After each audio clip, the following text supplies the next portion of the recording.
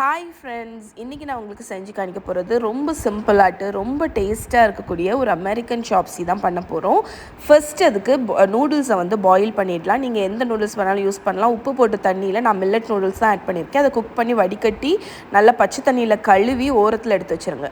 ஆயிலில் கார்லிக், வெங்காயம், green chilli போட்டு ஒரு 2 மினிட்ஸ் சாட்டே பண்ணிவிட்டு எந்த வெஜிடபிள்ஸ் வேணுமோ அதை ஆட் பண்ணிக்கோங்க. நான் கேரட், கேப்சிகம், மஷ்ரூம் ஆட் பண்ணியிருக்கேன். நீங்கள் சிக்கன் கூட ஆட் பண்ணிக்கலாம்.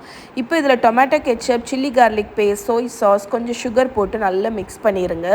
இதில் நீங்கள் தண்ணி ஆட் பண்ணிக்கலாம். அப்படி இல்லைன்னா வெஜிடபிள் ஸ்டாக் ஆட் பண்ணி நல்லா மிக்ஸ் பண்ணிக்கோங்க. தேவையான அளவு உப்பு, பெப்பர் போட்டு மிக்ஸ் பண்ணிவிட்டு ஒரு ஸ்பூன் கார்ன்ஃப்ளவரை தண்ணியில் கலந்து அதையும் போட்டு நல்லா மிக்ஸ் பண்ணிடுங்க. திக்கானதுக்கப்புறம் ஸ்ப்ரிங் ஆனியன் போட்டு இறக்கிட்டிங்கன்னா சாப்ஸியோட சாஸ் ரெடி.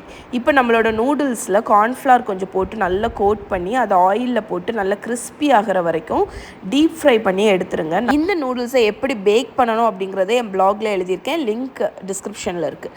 இப்போ ஃப்ரைட் நூடுல்ஸ் மேலே சாஸ் ஊற்றி சர்வ் பண்ணிங்கன்னா நம்மளோட super delicious American சாப்ஸி ready. Try பண்ணி